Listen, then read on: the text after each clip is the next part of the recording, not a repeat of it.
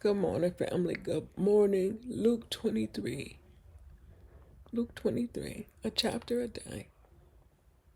Jesus' trial before Pilate. Then the entire council took Jesus to Pilate, the Roman governor. They began to state their case.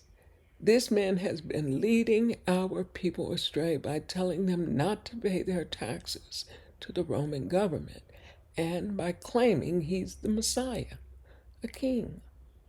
So Pilate asked him, "Are you the king of the Jews?" Jesus replied, "You have said it." Pilate turned to the leading priest and to the crowd and said, "I find nothing wrong with this man." Then they became insistent, "But he's causing riots by his teaching wherever he goes, all over Judea, from Galilee to Jerusalem." "Oh, is he a Galilean?" Pilate asked. When they said that he was, Pilate sent him to Herod Antipas, because Galilee was under Herod's jurisdiction. Excuse me. Excuse me, family. Galilee was under Herod's jurisdiction, and Herod happened to be in Jerusalem at the time. Herod was delighted at the opportunity to see Jesus because he had heard about him and had been hoping for a long time to see him perform a miracle. He asked Jesus question after question, but Jesus refused to answer. Meanwhile, the leading priests and the teachers of religious law stood there shouting their accusations. Then Herod and his soldiers began mocking and ridiculing Jesus. Finally, they put a royal robe on him and sent him back to Pilate. Herod and Pilate, who had been enemies before, became friends that day. Y'all hear that? Then Pilate called together the leading priests and other religious leaders along with the people, and he announced his verdict.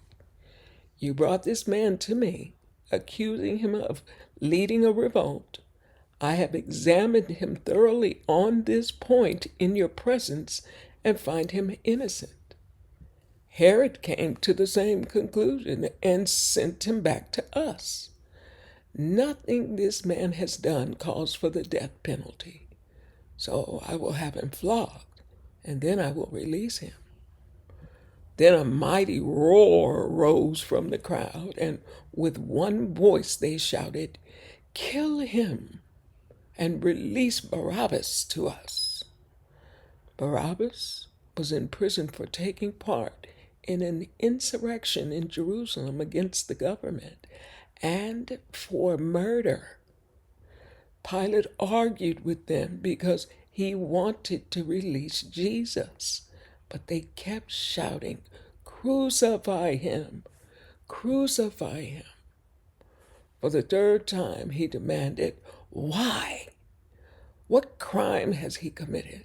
I have found no reason to sentence him to death, so I will have him flogged and then I will release him." But the mob shouted louder and louder, demanding that Jesus be crucified, and their voices prevailed. So Pilate sentenced Jesus to die as they demanded. As they had requested, he released Barabbas, the man in prison for insurrection and murder. But he turned Jesus over to them to do as they wished. As they led Jesus away, a man named Simon, who was from Cyrene, happened to be coming in from the countryside. The soldiers seized him and put the cross on him and made him carry it behind Jesus. A large crowd trailed behind, including many grief-stricken women. But Jesus turned and said to them, "Daughters of Jerusalem, don't weep for me, but weep for yourselves, for your children. Weep for yourselves and for your children, for the days are coming when they will say, Fortunate indeed are the women who are childless, the wombs that have not borne a child, and the breasts that have never nursed. People will beg the mountains, fall on us, and plead with the hills, bury us. For if these things are done when the tree is green, what will happen when it's dry? Two others, both criminals, were led out to be executed with him. When they came to a place called the Skull, they nailed him to the cross, and the criminals were also crucified, one on his right, one on his left. Jesus said, Father, forgive them, for they don't know what they are doing. And the soldiers gambled for his clothes by throwing dice. The crowd watched, and the leaders scoffed. He saved others, they said. Let him save himself if he really is.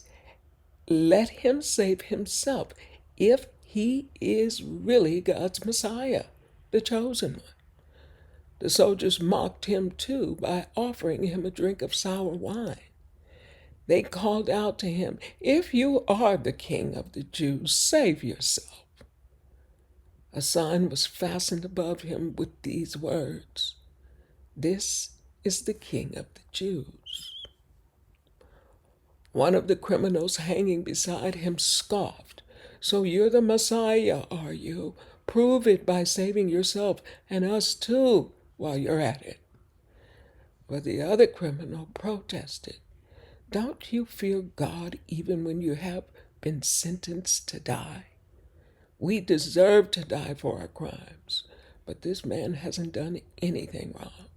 Then he said, Jesus, remember me when you come into your kingdom. And Jesus replied, I assure you, today you will be with me in paradise. By this time it was about noon, and darkness fell across the whole land until 3 o'clock. The light from the sun was gone, and suddenly the curtain in the sanctuary of the temple was torn down the middle. Then Jesus shouted, Father, I entrust my spirit into your hands. And with those words, he breathed his last.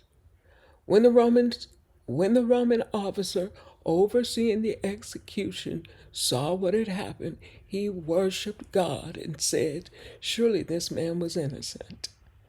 And when all the crowd that came to see the crucifixion saw what had happened, they went home in deep sorrow. But Jesus' friends, including the women who had followed him from Galilee, stood at a distance watching. Now, there was a good and righteous man named Joseph.